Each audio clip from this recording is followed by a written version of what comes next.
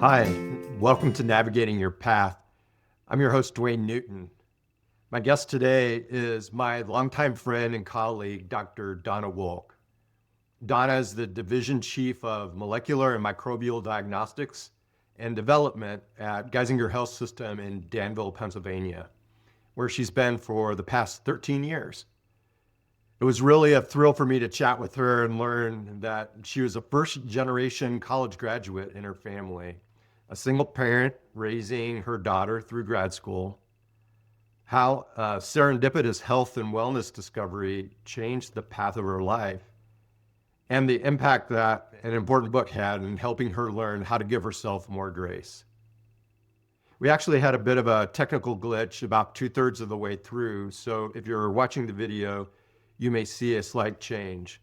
But otherwise, you're getting our real, unfiltered, and unedited conversation. I hope you enjoy. Thanks for joining today. I really appreciate it. It's Absolutely, exciting for Duane. me to start doing this and getting a chance to talk with people who I have known for so many years and admire and love and just feel like this strong sense of connection. When we met, the date was May 27th, 2004. Yeah, I remember it well. I didn't know the date until I saw your CV, and you had it on there when we passed our boards. I was thinking about that. Me and you and Jan Matthews Greer and Jim Dunn. Was there anyone else that's part of the group? Those are the four that I remember, and sitting on the floor in the convention center, and going into the rooms together to be grilled by at that time, the key microbiologists in America. So, yeah, fun times. Yeah, it was. I was also remembering. So that was in New Orleans, and then maybe about 10 years later, we had the meeting in New Orleans again, and I happened to be going to some kind of meeting or something in that same hotel, and I had this deja vu flashback feeling, a traumatic experience of walking through. I remembered the carpet and the kind of the architecture in Yeah, there. It was pretty fun. Yeah, bonding through trauma. yeah. I mean, I think I sat down on the floor after the letter and just cried, of happiness. Yeah, it was that was it was early in our careers too, and Yeah. to Well, I'm a bit older than you, Duane, because I went back to school later in life. So, it was early for my doctoral career, but I had worked quite a bit as a medical lab scientist before mhm. I went back to school and got my PhD. And you started at Penn State, That's where I and got my undergrad. Yep, you got your undergrad. And how long did you work as a bench technologist? I have a shirt on Yeah, today. I see that. How long did you work as a tech at the bench? I I worked until 19, probably 4 or 5 years at the regular bench as a generalist, and then microbiology. And then I got promoted to assistant supervisor of microbiology, supervisor of microbiology. And at the time I was going back to school, I was offered the entire lab manager position.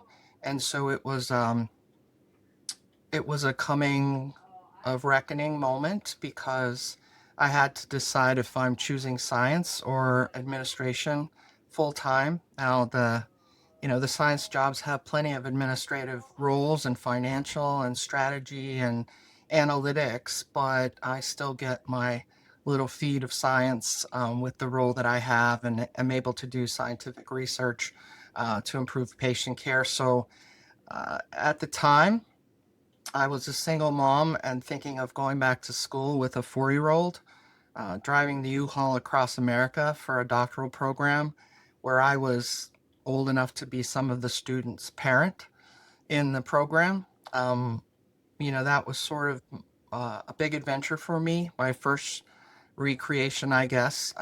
Single mom through grad school, but it all worked out. I did my postdoc at Mayo Clinic, worked in Arizona for several years, and then when the job I have now opened up, it was where I worked as a bench scientist. So, kind of coming back home, helping Full out the, circle.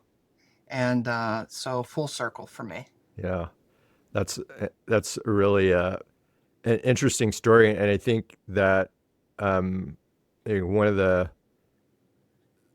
goals of being able to talk to you and others that have leadership roles in our field is kind of get an appreciation for how um, different everyone's path has been, and um, I'm really curious as to maybe some of the thought process that was going through your head at the time when you were, you know, Yeah, I transitioning mean it. from the bench, to Yeah, just make those decisions to do something different.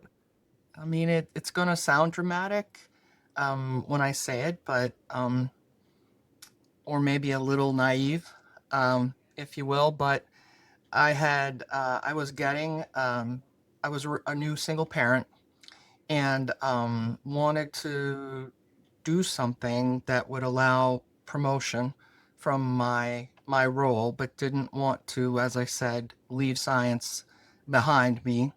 And so at that time, I already had my master's in health administration, so that was a track for me. But I wanted to stick with microbiology, and so I literally woke up in the middle of the night and sat up in bed and sort of scared myself awake. And my thought was the only thing you know how to do well is microbiology, so just do it and keep doing it. And so then I applied to graduate schools across the country. I applied to med school at the time, but I was returning an older student, and my medical school interviews were like a little bit, I can't see me as the grandmother in this group. And, I really just did love microbiology. So I sort of gave up the clinical pathology notion to just do microbiology. And after I had my daughter, I was moving an incubator and popped a disc in my back. And so I had pretty terrible pain during the early years of her life. And I had been to an ASM meeting in Las Vegas, I think, at that time. And I noticed that I didn't have any pain when I was in the desert. And I thought, that's weird because I had so much pain when I left Pennsylvania. And so I took a vacation out to Arizona to see if this whole thing was real. And same thing. So then that kind of led me towards my degree at the University of Wow. Arizona because I was pain free, and I went from being a single parent laying on the floor with my daughter playing after work on the floor with her because she was young to out coaching her soccer teams and having a vibrant, healthy life there. Tucson, Arizona healed me in many, many ways, and that's one of them. Wow. That is incredible. That is sort of this health and wellness, quality of life kind of issue that was a decision maker for you in that. My surgeon told me that the nerves would heal over time, but it would take a very long time. Uh-huh. And so um, when I talked to him afterwards, he said, you're just a little always dehydrated in the desert, and that takes the pressure off of it. And it was true for many, many years. I would come home to PA, I would have pain. I would go to Arizona, no pain. And even when I went to Mayo Clinic, that was my first trip 4 years later in a cold climate, and I had a little bit of pain there. Once I got rid of the high heel shoes, though, I was Mhm. okay. And from then on, I've been fine. So yeah, it's funny how life pushes you in one direction or another. I never was a person who saw myself as a doctoral person. I was happy to get out of medical technology school, get a job. Couldn't really understand why people would go back to school. I was first generation um, college for my family, didn't really have a big worldview.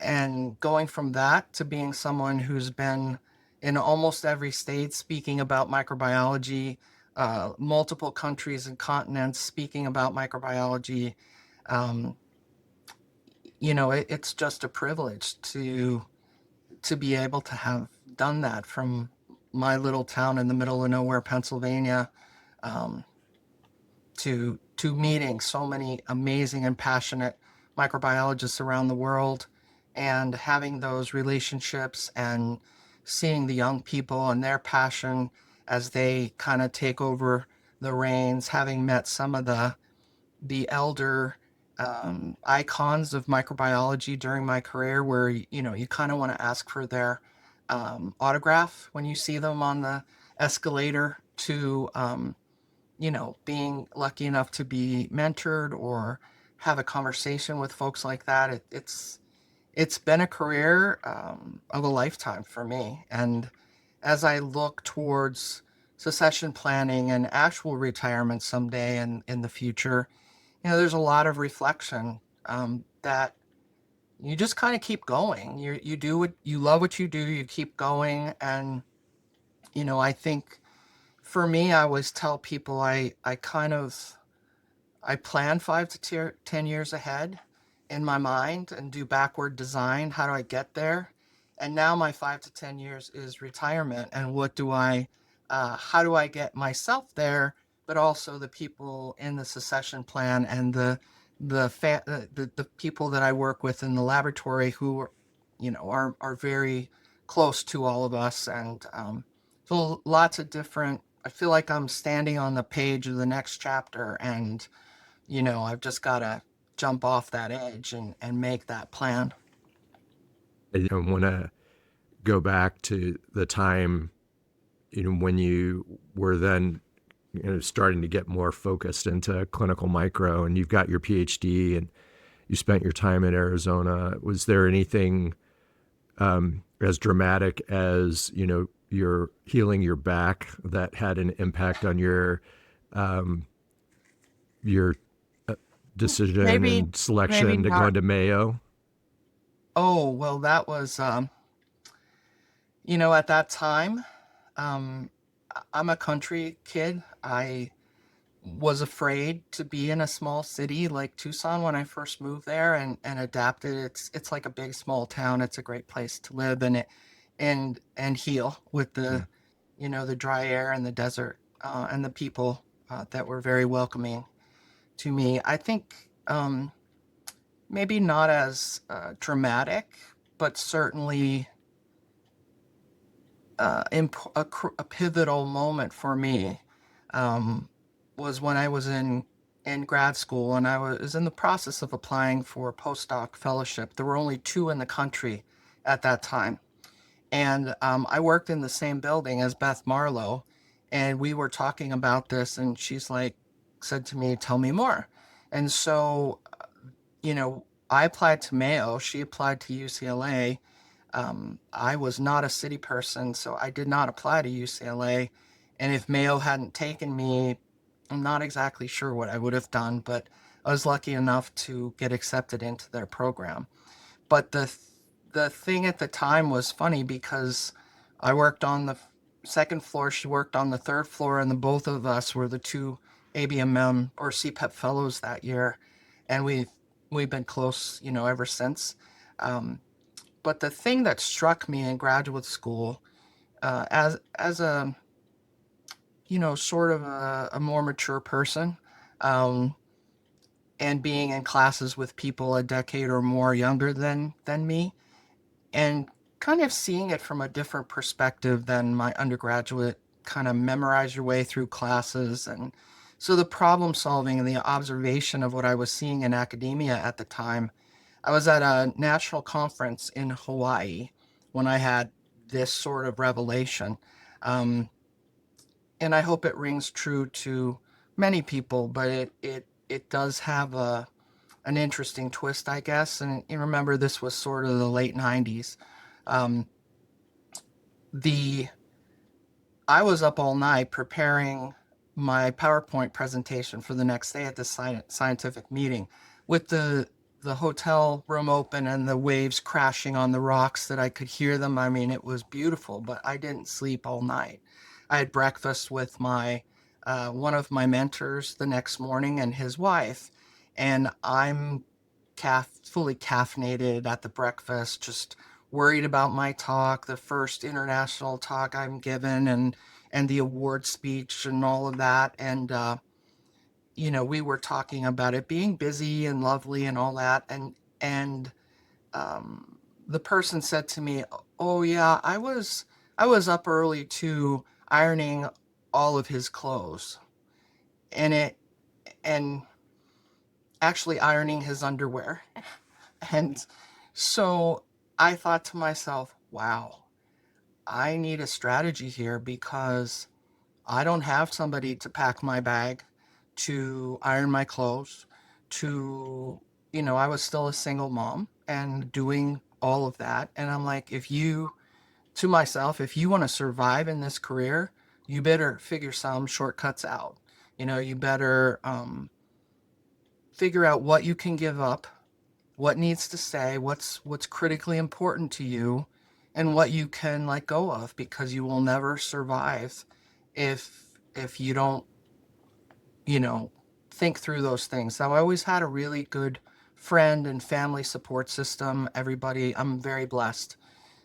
But just the day-to-day grind of our jobs and as we go through our careers are very demanding, and sometimes behind the scenes, like, medical laboratory doesn't always get the hoopla or the resources from organizations. You have to continually um, work towards that. And that moment at that breakfast had started my path to thinking 5, 10 years ahead. Okay, I'm not going to have the resources of anatomic pathology or chemistry, even, or hematology. I mean, microbiology revenue is small, and but the impact downstream is large. So I began sort of planning, well, how can I get research money? What kind of samples do I have? What can I do? And when I got my first job, I just took myself to meetings and cold called vendors and people with funding around the campus, and met some amazing people and got on some, you know, uh, grants with people at the university, and learned and took extra research courses to be able to chart my path in a way that I could fend for myself a little bit better and for the microbiology lab. So, some people go into that their whole career by design or by default. I think mine was by design. How do I survive? How do I do my job well when I have more limited support than maybe some other people? When the microbiology is not the biggest part of the laboratory, and how do I make that happen? And lo and behold, I just talked to so many people that some people took me up on my ability to do that and lead a research team, which I had never done before. And then I I asked the Bio 5 Institute, which was our new translational research institute there, 5 different times. I had to go and, kind of beg. Like, look, I know I can bring in money. Like, will you bring me into the Bio 5 Institute? It would help the infrastructure. And finally, I think they just got sick of me asking and said, well, we'll give you a little office and a bench. And that's really how I grew the clinical trial team, which is useful if you have to try to decide what instrument you want to buy for your laboratory, and took data courses and research courses in the College of Public Health, and became a translational research scholar at the University of Arizona, because a PhD in wet lab doesn't teach you how to do clinical medicine research. You need epidemiology or biostatistics and methodology and things that I didn't have. So I got a research certificate and joined that community, who was very supportive of me and then kind of brought that concept here to where I am today. So, I mean, all of those things were really about survival. And the part that I didn't tell about the awakening of I only know how to do microbiology was, I want to pave the way for a life that's going to be good for my daughter. Um, Make sure that she can do teams and things that she needs on one salary. Um, but above and beyond that, like I knew somewhere in me I thought I could do it. And getting the PhD was never the real goal for me. Although once I got there and my brain sort of settled into that, I mean, I love it. There's nothing else in the world I'd rather do, but I really made the decision to do it not to become something or someone or somebody or some role, but to really make sure that I and my family could survive. So You it's had it's that. kind of a weird story, I guess, maybe to admit, but I never really planned on this. But I feel awfully lucky. The the story that you told from the meeting in Hawaii that you were a fellow at the time. No, I was a PhD student. You were a PhD student, Yeah. and so then Mayo Clinic for your fellowship, and then back to Arizona to run the clinical lab at the Mhm. hospital there, Yeah. and then on to Back to Geisinger. Pennsylvania. Yeah. Yeah. The thing, obviously there are many people to admire in all the places I'm at, but at Mayo Clinic, Dr. Glenn Roberts and Dr. John Rosenblatt were people that I communicated with quite a bit. And uh, there's just these phrases that stick with you, and you feel like it's a life-changing moment, but you don't know what the future will bring. And we all had to cancel rounds one day to go to an ethics class, and John Rosenblatt said to all of us, "What do you mean? I'll give you your class. Do the right thing." And I'm like, "You're right." His voice is in my head for my entire career, just from that one moment in time. So, as younger folks in the profession ask me, like, what kind of lessons do you have, or wisdom? Like, I really don't have, inherent wisdom, but I paid attention. I I learned what I could from whoever I could, and there's certain things that will stick with you. And I would say, you start out your career and you think it's going to last a really long time. Oh my gosh, I have to work till I'm whatever. But it's really maybe trite to say, but you blink and your role changes from striving to mentoring, from grinding, towards a goal to supporting infrastructure and succession plans. And, you just have to pay attention at every step or you miss it. You miss the boat and you're done, you know?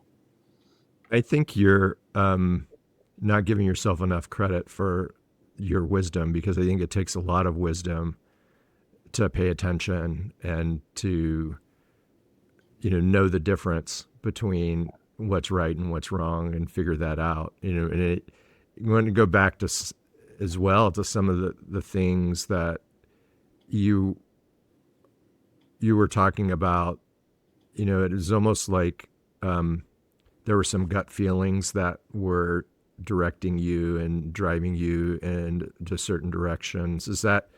Um, is that something, those, your intuition and that sense of self, was that always, you know, was that a part of your your essence, your personality, or is that something that did you always trust that, or is it something that it took a while over time um, Yeah.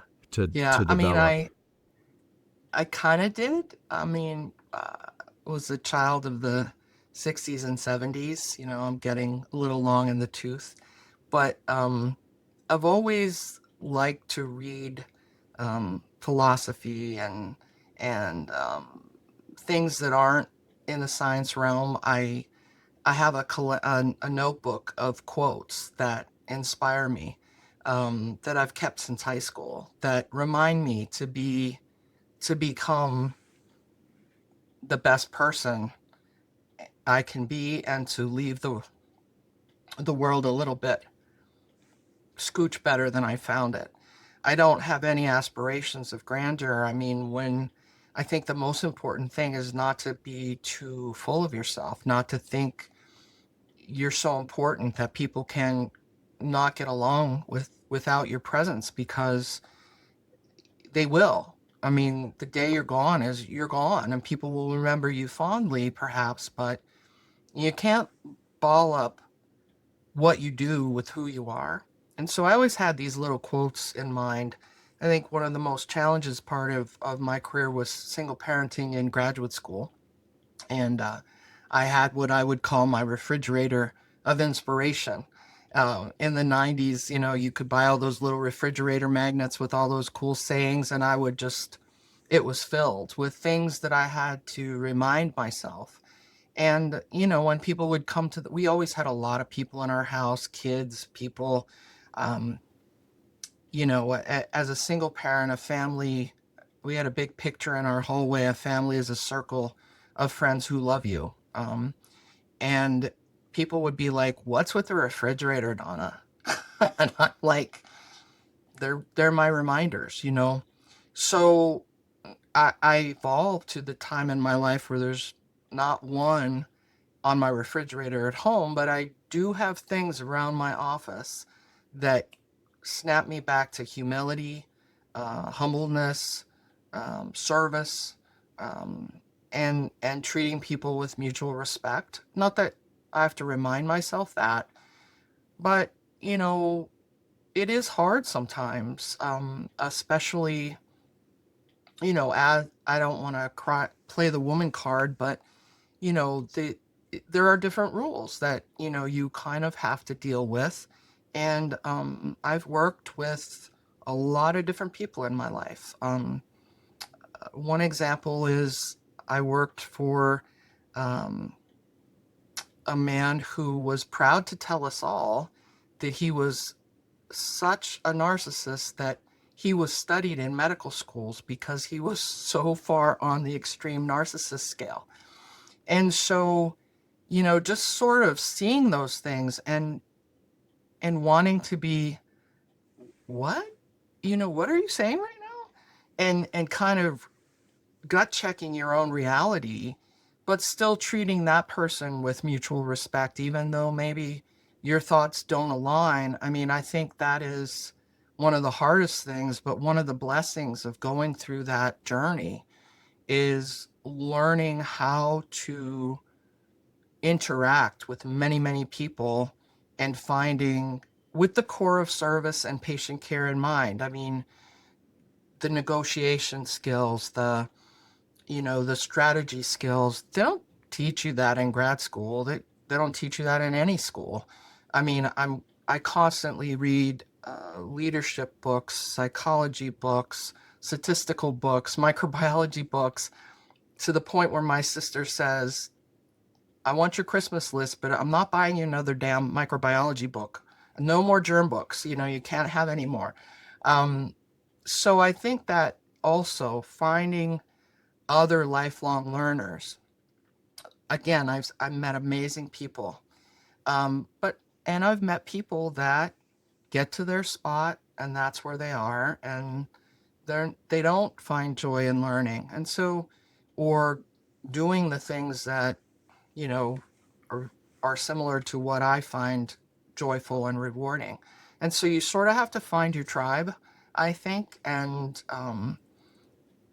while you find your tribe, and that's a comfort, you also have to take personal responsibility to deal with others who are not aligned in heart, soul, spirit, and continue to try to care for patients outside of that innate gut reaction. I think one of the hardest things is to keep all of that in mind be able to weigh your words and make your case and strategize and negotiate to improve things. And that's a struggle that never ends. It's, and you get to the part where you think you're making progress and then you come across someone who pushes your buttons and you've got to start all over again with that kind of personality. So looking back, I mean, there's so many opportunities to learn, to find your way in the world, um, and just enjoy them. I say to people, just enjoy it, enjoy the journey. I have a sign on my door that says, not to spoil the ending, but it's all going to turn out okay. And I walk past that every day, and that is my mantra. I've got to go be Dr. Wolk today. I walk in every day thinking, it's going to be a day. You got to go be you today. But you at work, the me at work is not me. Some my friends know me, my family knows me. It is the role that I play, and I do that in as genuine a fashion as I can, knowing I have to do things that are uncomfortable for me, like this podcast thing. It's uncomfortable, but I think it's important to have a shared story that people coming up in the ranks can say, "Oh, so and so, she was scared too. Okay, maybe I'm not, you know, maybe that's not so odd." So I kind of feel like that's part of my responsibility right now is to do things and applaud your vision to kind of have this stuff happen. I mean, it's really not common in the lab to have somebody be aware of this like you are and wanting to help and mentor people like you are. So kudos to you. Well, thanks for that. I appreciate it. And I think, similar to you, um, you finding your tribe of people that kind of, have the same kind of philosophical approach to life and the awareness of what's important, and how to navigate through that, the challenges that come up every day. I think that's why I've done it, is because there are people that value that, and there are people that want to learn about that more. And I think what you've been talking about is perfect as far as all those things that we didn't learn in school.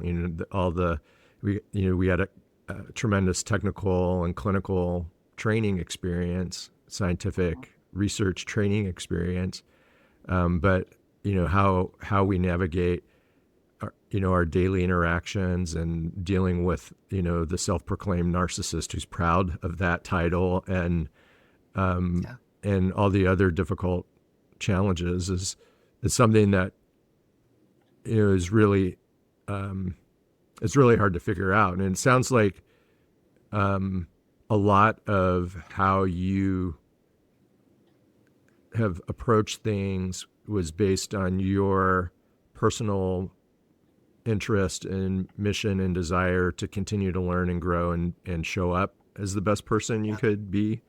for So sure. was that an internally driven force, or did you have role models that you saw their approach to things that Eh, you said, yeah, You know, I want to do yeah. it that way too, or a combination, or what was influencing that? Um, for me, my grandfather had miner's asthma and was in the hospital a lot when I was young, and I saw the value of nurses and doctors and didn't even know about laboratory at that time. Um, and his wife, my grandmother, um, was a very uh, strong and giving and capable person, and I always looked up to her. And like she used to, much like some of the other women around here that weren't working in the mines and things like that, they would drive trucks to get people from the rural communities to the city to work in the factories and things like that. And my grandmother always did those kind of things. So, we always grew up thinking that, you know, women, men, you know, there's a lot of differences among us, but we could find a way to serve. And so that, that came from my parents and my grandparents, um, about that. But I think that, besides that, I didn't plan on science either. I mean, I was in advanced science in high school, but I applied to college as an elementary teacher. I would have been horrible at that. Um, I love kids, but the teaching and the rigor I mean, I don't know. I would have been terrible at that. Or my other one was music. I was the drum majorette in high school and thought, oh, let's do music. And the other one was phys ed, because back in my younger days I did all the sports and was fairly successful at those. And then right before I started college, I thought, I flipped through a book of careers is what I did.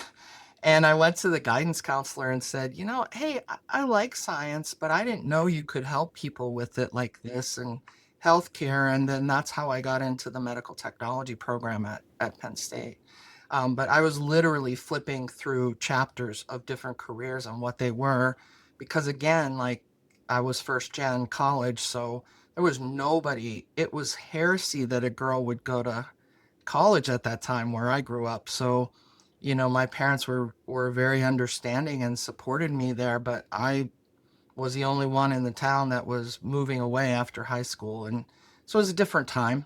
Um, but my family was very supportive, and my grandmother, I always looked up to her for the kind of things that she did. Mm. So that's kind of how I got into lab medicine or medical technology. And then Penn State had to be a med tech, that was part of the microbiology degree. So um, I had a lot of courses in that, and kind of fell in love with that then and learned about infectious diseases. And I remember Phil Moore, um, was my med tech instructor or sponsor mentor at Penn State. And then he was one of the driving forces to when I was thinking of going to get my PhD and or medical school, like pro and conning those out.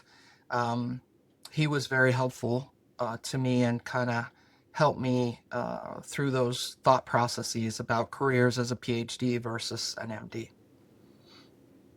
Uh,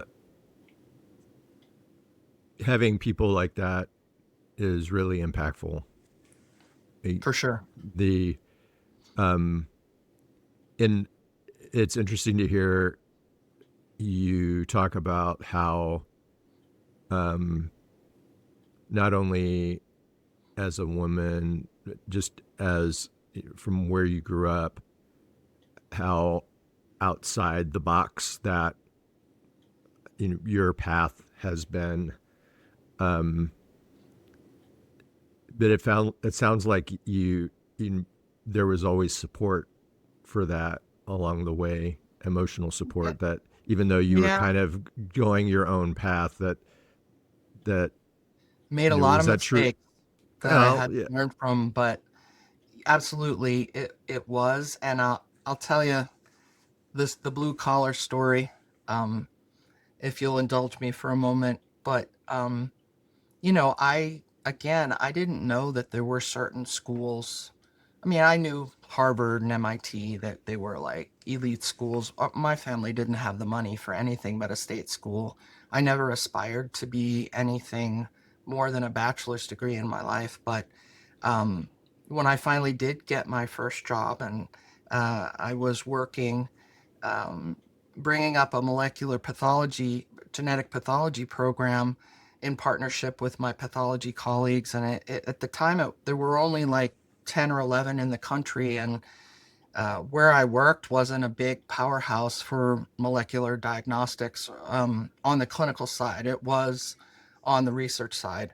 And I was assigned to bring this program up. Is that And Arizona?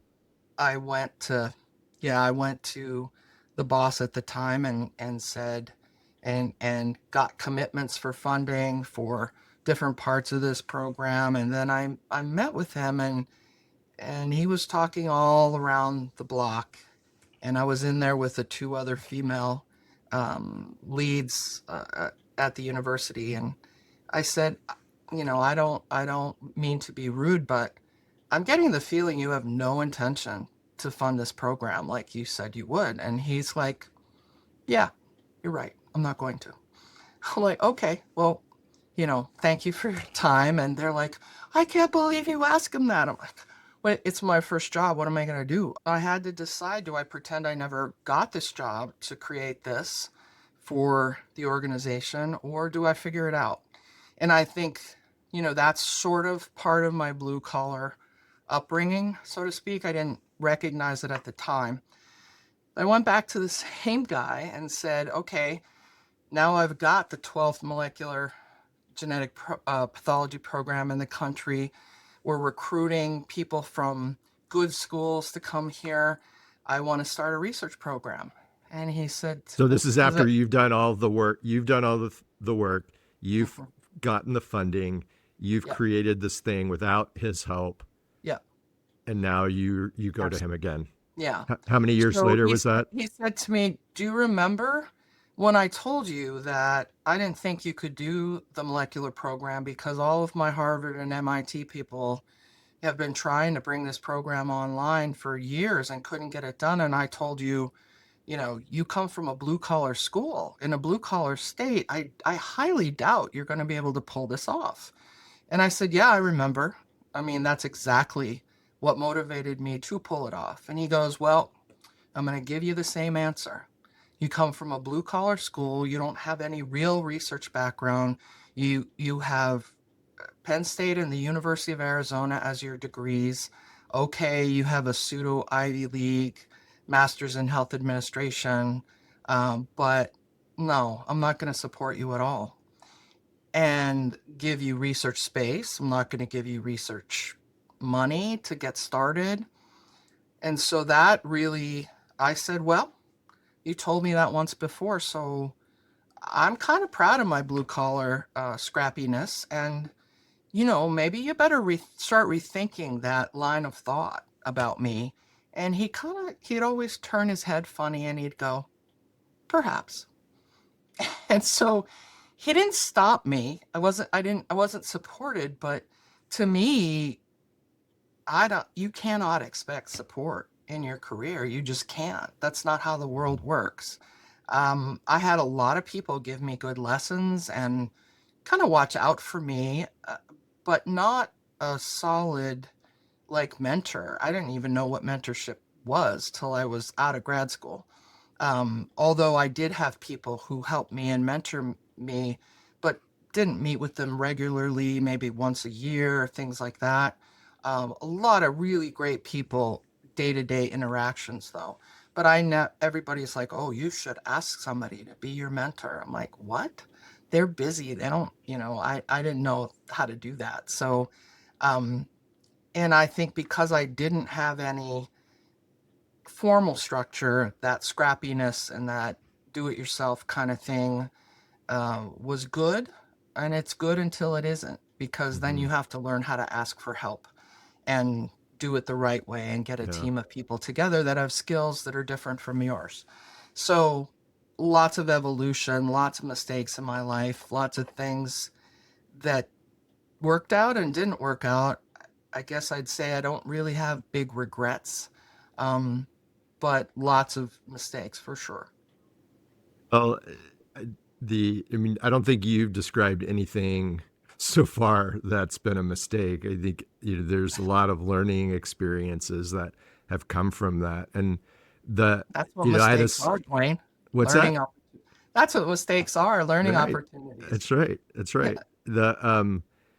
The you said a couple of things that I have similar experience with. I think one is the way I've uh, said it, and I learned it early in my research postdoc. is the only one that actually cares about me is me, and had similar. The details are different, but a similar kind of funding is not going to be provided for you anymore, and you got to figure out your own way through this. And just from it was a political decision. It had nothing to do with me or Yeah. what I Can't was think personally. contributing. So that was within the first semester of my, the first 6 months of my research postdoc, I had that experience, and Wow. that um, Is that was what led you into clinical in a way? I think eventually it did, because I saw kind of how the whole world of basic science operated, and that it wasn't aligned with who I was as a person, but I didn't realize, I couldn't describe it in that way at the Yeah. time.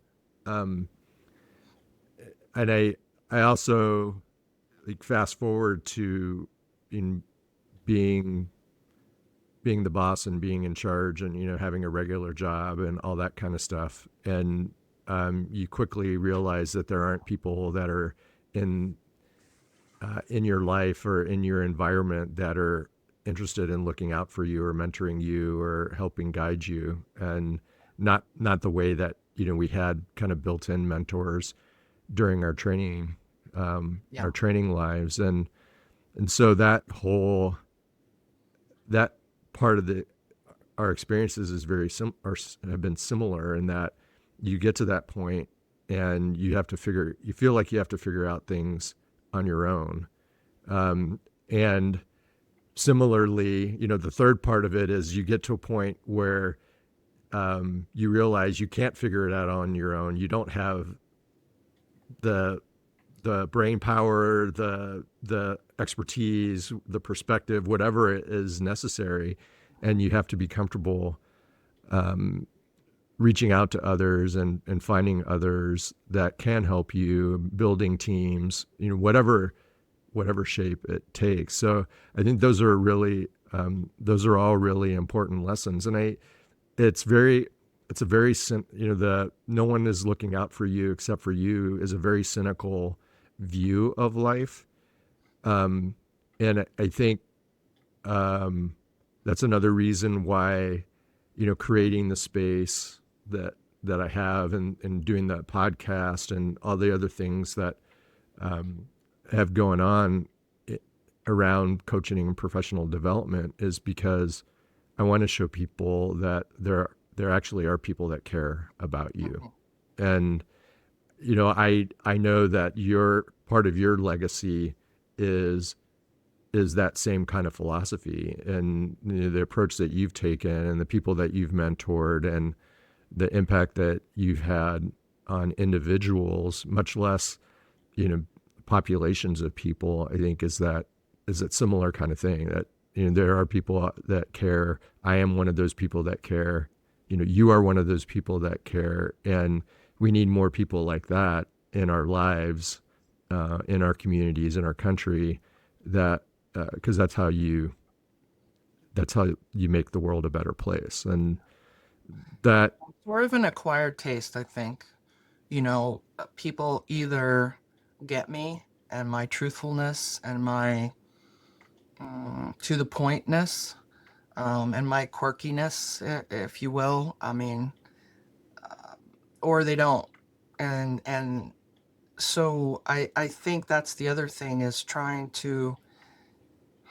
When I was in graduate school, I pooled together like $100 to take this Franklin Covey leadership class, because I thought, I don't know anything about leadership. I need to learn. And they gave us a survey, and then you had to talk to them about how true the survey was. And so I had like 4 or 5 meetings with these corporate coaches, and they kept saying to me, "Are you sure you like what you do?" And I'm like, "Yeah, I love what I do." "Well, you don't fit our scientific profile." And I'm like, "Well, I'm a scientist." "Well, we don't know where to place you." And so I kind of learned quickly that, um, and then later on in my fellowship, we took a sort of a creativity index score where you look at the bell curve of, sort of hardcore science and hardcore creativity. And, I'm sort of in the middle of that, which puts me out of line with my true, like, brilliant, analytical, scientific minded people, but not creative enough to really contribute. And so I kind of thought to myself, you got to chart your own course, girl, here, because you don't fit in a bucket. You got to learn how to speak to the super analytical people, but also, from a creativity standpoint, learn how to talk strategy and business. That's part of how I got my master's in health administration, because I couldn't get anything for the laboratory. I was writing in science terms and what made sense for medical care, not speaking the language. So I think that's another thing that was painfully evident to me that I had a major gap in, is that I needed to learn, you know, different different messages for different audiences, and put, really, it's about putting your own ego aside in a way, because you grow up as a kid and you have a decent life. I'm lucky to have had a decent life. I mean, a lot of people have a lot more challenges than I do.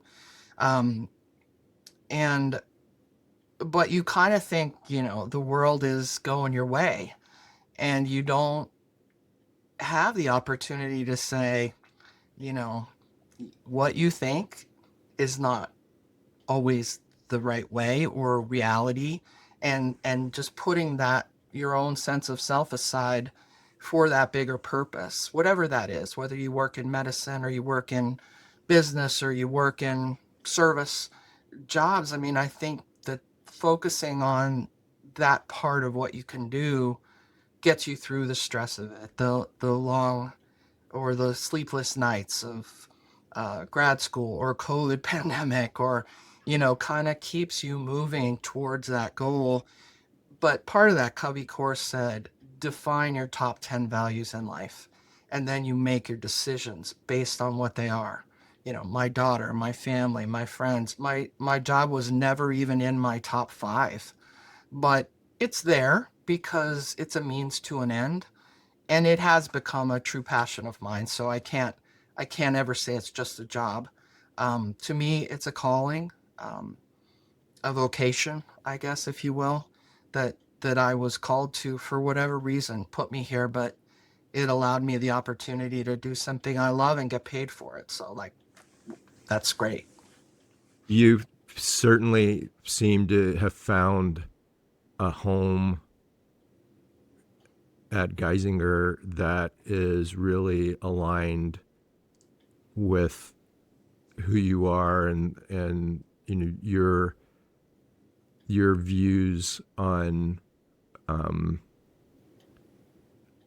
having an impact, being able to do what you're doing efficiently, providing the greatest amount of value, and making decisions about the approaches to take based on evidence, clinical and scientific evidence, data driven. And so I'm curious as how in Geisinger as a health system has a wonderful reputation on value-based care and population-centered approaches to healthcare. Was that, I don't know the history very well, but Hmm. is that something that's developed over time? Um, As long as I where, can remember, I think so that aligns very well with my values: the value-based care, the wellness, the population health, although those weren't even words yeah, when I started working here. I do have to say the views are my own and not of my employer. yeah, And so I think that that is important, that you find a home that fits your value system in terms of the organization, but that you also always remember that Um, my mother puts it, my 91-year-old mom puts it a certain way. Every day this side of the grass is a good day, Donna. And and I think that that might seem cynical, but it's really not. In that your organization, your family, it's a dynamic, and you align with certain things, and then other things you don't align with. And I think that that is, you have to keep that in mind. You cannot have expectations that that everything will be the same forever. That the organization you sign on to at any point of your career will remain the same. That I mean, look at the health infrastructure in the United States. We all grew up aligning with surveillance data and public health initiatives that correlated with our laboratory roles. And I think the one thing that people fall into in organizations, whether you align with them or not, is that none of that is permanent. It is a day-to-day thing, like my mom, any day this side of the grass. So when you go to work every day, you look for that alignment, you look for that sort of future view, and you lock into that, knowing that there's going to be deviations. There's no organization in this country, although I love mine and have always loved wherever I've been. I feel very lucky to have served those organizations. But it can't be what drives you completely. You can't trust that that's going to be there from day to day, because people change, leaders change, and yet you have to continue your North Star with or without the organization, and have a separate part of you that you use when you make decisions about anything, about any part of your career track and your service role.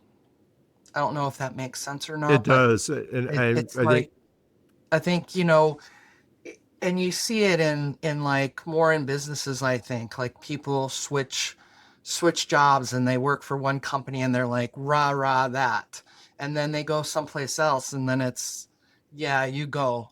And I think, where are you there? yeah. Where's you? And so I've always been very careful about that. I do try to give credit where credit is due to my organizations, but I don't let myself as a human being, my job role aligns with that.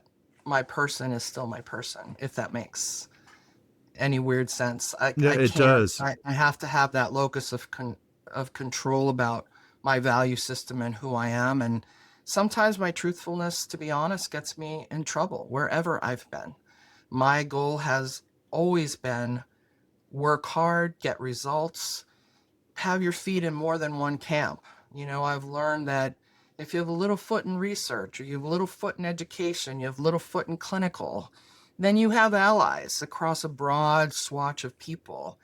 And in my world, as a female, and a fairly direct female who, I mean, to be honest, has been called bossy and, you know, too forthright in my life.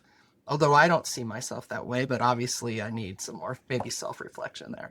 Um, but that has always kept, that has given me the ability to speak truths that other people weren't able to speak, because I can always go someplace else. Like I don't belong to the organization, and I've always been very thoughtful about where I am. I was a dean in one of the master's programs on the main campus versus the medical college. I always had a little bit of people in every port, so to speak, that I could learn from and get opinions from. And I've been in situations like, my my male colleagues were getting $12,000 extra a year for chairing committees that never met, whereas my career track was very hard fought and, you know, negotiating for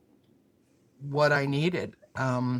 Raises are not a given in a university setting. Every 10 years you get a raise, and I came from an organization that you get cost of living. And then I'm hired by by a group that says, "Oh no, maybe a decade from now you'll get a raise." So that finding the courage to say things and ask for things was also, I think, is hard for men or women, but some people do find it easier because you know, I never felt like I deserved it, but I know I needed it and my daughter needed it. So you got to go outside your comfort zone and negotiate and advocate for your own self, which is not, it wasn't my normal state of being, but I would always say, put on your blue collar shirt and go be Dr. Wolk today, whether I felt like it or not. It's survival for me. Well, you said the quote from your days as a Mayo Fellow, do the right thing, Mhm. and all of that you just described is about doing the right thing. And I think that the those of us that know you see you describe it with a little bit of a um, you it sounds like you're being negative about yourself and being direct and bossy a Yeah. little bit, but it's there's never been I've never ever felt that there's an ounce of anything uh, self-centered or selfish or you know self-promoting about it. It's about you know calling a spade, and this is the right thing to do, and this is why. And I think that's a tremendous gift to be able to have that clarity to see it and to have the courage to say it. And that's It why I does make like you a you. target. It does make you a target sometimes. And oh gosh, I've had to learn over the years how to phrase things in very different ways, like than what's in my head. Hmm. Because what's in my head is, probably something that I don't always want to say out loud. Um, and like that TV character. Did I just say that kind of thing? So, that's why I do a lot of reading, polishing myself up. I'm just a simple person. I'm just a simple microbiologist who leads a very complicated life. And the first and foremost thing for me is being a parent, um, being a friend and a partner, and a good daughter, and all a good member of society. And I think we're all challenged right now to try to find our bigger place, our bigger space. Whether we're busy and have work, but know we need to do something to stand up for health and vaccines and things that we need to do, don't always know how to do them. So you shared a lot of really wonderful information and these really personal stories that influenced you. You talked about this experience in Hawaii as a graduate student where your mentor's spouse was taking care of him the whole time, and you realize you didn't have a person like that in your life, and you had to be self-sufficient and identify what was important to you, and those priorities focused and drove you in a certain way. And you're coming from a modest rural small town upbringing in Pennsylvania influenced your decision to focus on Mayo as a target for your fellowship program, and you put all your eggs in that basket, and it turned out. And that kind of in wanting to maintain that small town vibe and feel about the places that you ended up was important to you. So I'd be interested now, with the benefit of the retrospectoscope, to be able to go back, look in time. Not that you would change anything, because I don't think that's a fair position to, to ask somebody to be in. But, having gone through those experiences and lived through them and gotten to where you are, what would you go back and tell that younger version of yourself, the younger version, your graduate student version of yourself in Hawaii, or the soon to be postdoc version of yourself in Rochester? Are there some things that you might say to ease your thought process, or comfort, or, Yeah, knowledge that you would like to share with that version of yourself? well, it's a great reflection to think about. And, from that point of view, I mean, part of it, I think, comes from being the eldest child. And part of it comes from the fact that I was an enormously tall child, 5'4" in like third or fourth grade. And so, I wasn't always this wide, but I always was very tall. And, people kind of expect things from you. So if, I kind of had that all my life, where people were, kind of looking to me for answers or protection. I mean, I remember sort of sticking up for my smaller, more frail friends, and even in elementary school. So at the time I was in graduate school and really going through Mayo, I think that I had learned by then to just, trust myself and listen to my intuition and and be comfortably uncomfortable with my decisions, because it's really easy, especially as a single parent, to second guess yourself, and you really have to fight that all the time. And when I say fight it, I don't mean don't feel it.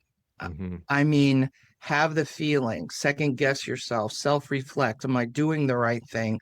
I love my Adam Grant's book, Think Again, where you are in the moment making the decision best you can, and then you put it aside. I I think that's the concept here that drove me, is that, okay, I do have this vulnerability. I don't have a big infrastructure. I mean, I've always have a not a famous quote, but a quote in my family that they'll hear me say, family is a circle of friends who love you. And I always, as a single mom, I did have to remind myself that over and over. That's probably single parenthood, and financial stability during grad school was my biggest vulnerability and my biggest stress. So awareness of the fact that my infrastructure was small at the time, and then also knowing what I could handle, thinking about what I could handle. Mayo's not as small as the town I grew up in, or Rochester, Minnesota is not. It's big compared to where I grew up, but it did have sort of a rural and an urban feel, and I felt I could raise my child there. But oh my goodness, that was a big risk. You're a single parent, your choices are stay and do a postdoc and get paid almost nothing, or take a chance on one program and, you know, trust the universe that things will work out. I think that's a big piece of what I would tell myself back then, is that, things that I continue to tell my daughter: you make good decisions, trust yourself, keep moving forward. And if it doesn't work out, then maybe it's meant to be something else. Maybe you will find a path. And I think for people who are struggling with decisions, thinking that that final decision is fatal or has to be flawless, or that you can't back up the car and go a different direction, is what paralyzes people. And I sort of credit that to my father. He was a fearless man who barely knew how to read and founded a business. And he always, would tell us, you want to do it, you just go do it. And so, right, he was kind of, that inspiration for me, also because people sort of trusted me because I was this big giant. Um, and so that's what I would tell myself. Just keep trusting yourself. I actually have to keep doing that today. That doesn't go away just because you have a career. In fact, as you get closer to retirement, it gets super scary again. You're opening up a new chapter of your life. You're starting a new story. You build your whole career gathering information, learning skills. And then if you're going to be a good mentor and do succession planning, you start having to give that stuff away. You almost have to have a trajectory of making yourself irrelevant over time so that you can retire in peace, knowing everything's in good hands. And that's really kind of the part where I am now. It's amazing to me to hear you talk about the trust in yourself that you had at such an early part of your career and in life, in just as a person. And that that's something that I'm just now feeling like I'm coming into more of that, that believing in that intuition and the gut feelings, and having the belief in myself to be able to do that. It's a mind game, though. Yeah, it's still scary. Right, I know. You just But have to having the tell yourself. awareness, right? But Yeah. having the awareness of it, that is something to listen to. Believing it is the other part, but the first part is that's something that you can listen to. And I love the analogy, and I've used the exact same one.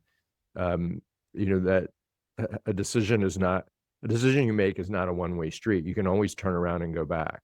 And that took me a long time to figure out too, that I thought when I was in high school and college, the major that I was going to decide, it had to be perfect. And the decisions that I was going to make and the direction that I was going to go, I couldn't make any mistakes. And I never really felt that freedom to make mistakes and to change. And that was difficult. And it reminds me too of something else that came up in the information that you shared with me. I was looking at the slide deck you shared that you presented at ASM when you got the BD Clinical Micro Award several years ago. And one of the books that you referenced in that presentation was the 4 Agreements. And that was one that was also, it's been pivotal for me as well. And the people haven't read it, the 4 Agreements, I have it right here. Don Miguel Ruiz is the author. And the 4 agreements that he talks about: be impeccable with your word, don't take anything personally, don't make assumptions, and always do your best. And it's really simple in so many ways, but also really, really hard in others. And the doing your best part, I think, is kind of the acknowledging that what you're doing is the best that you can do is part of it, but always trying to put that best version out there. I think that's the thing that I get from you as you're talking. You're putting the best version of yourself out there, and it feels to me when you talk that you acknowledge that you're doing your best. This is the Yeah, best and I can that do. I think that's the easiest one for me as a first child, a firstborn, a big tall kid. Um,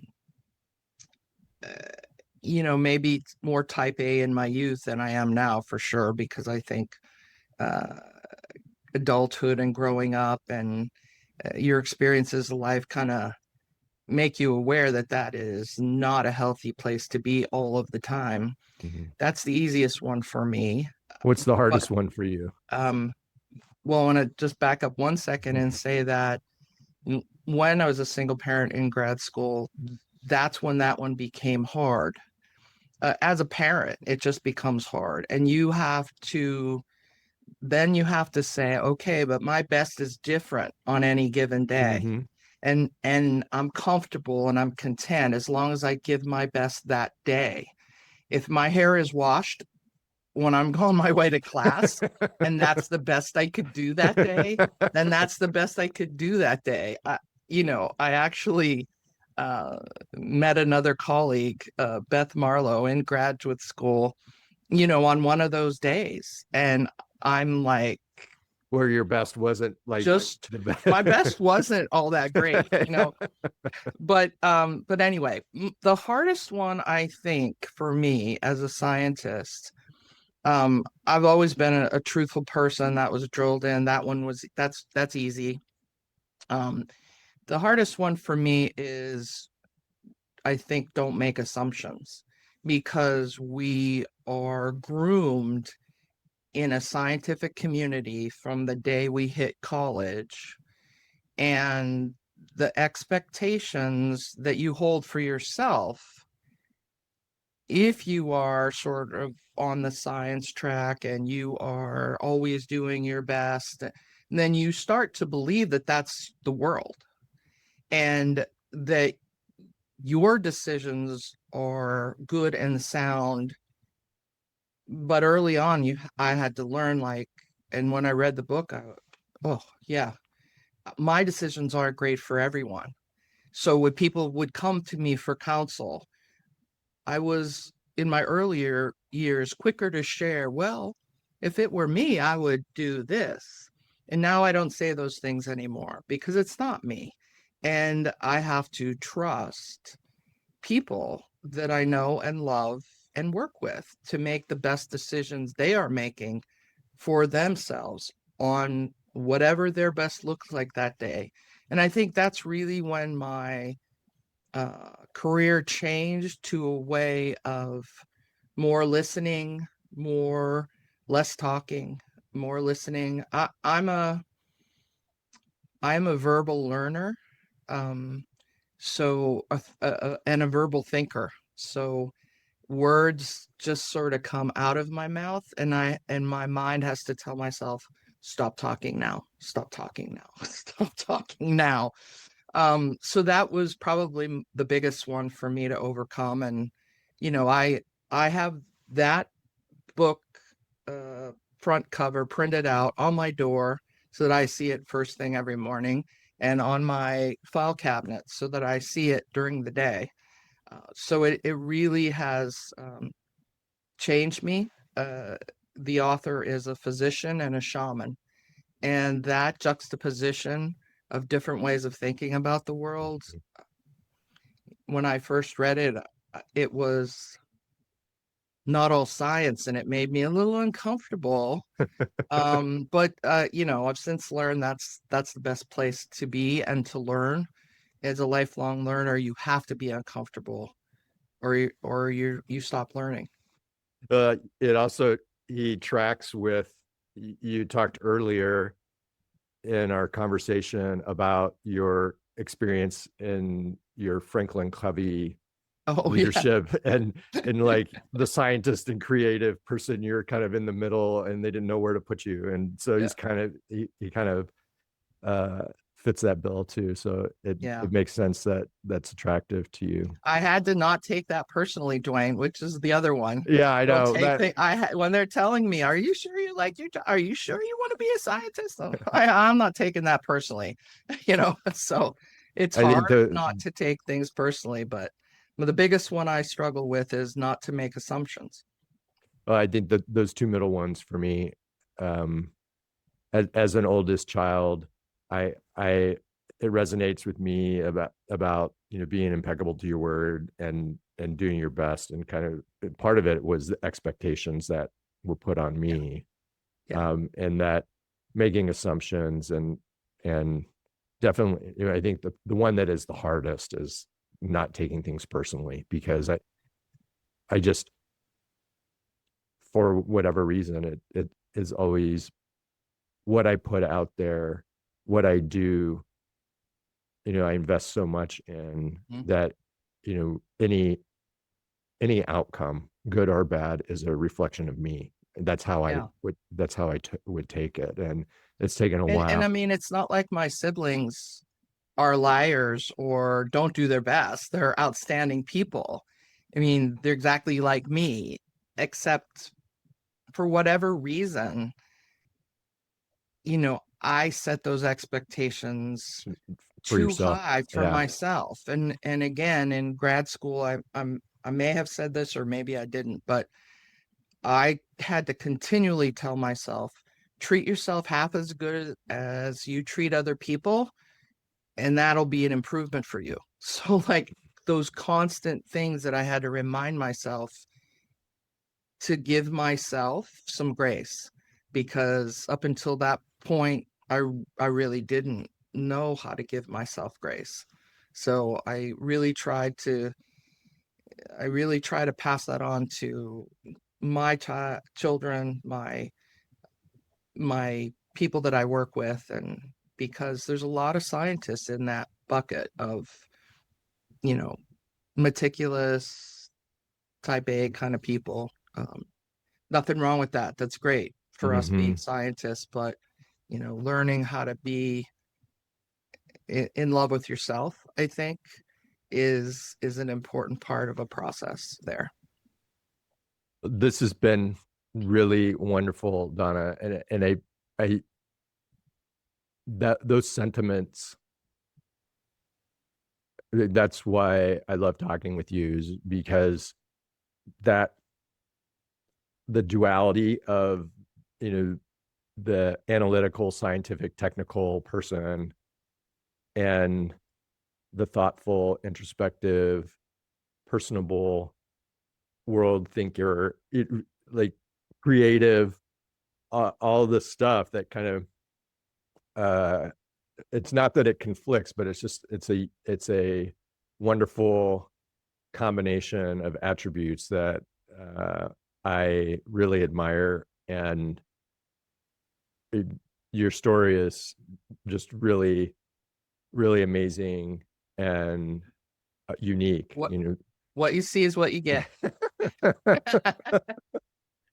Well, I appreciate what I see and what you've given, and I look forward to seeing what the next chapters for you look like too. Me too. Thanks, Duane. Appreciate your time so much and appreciate having me on your podcast. Well, thank you very much, Donna. So long.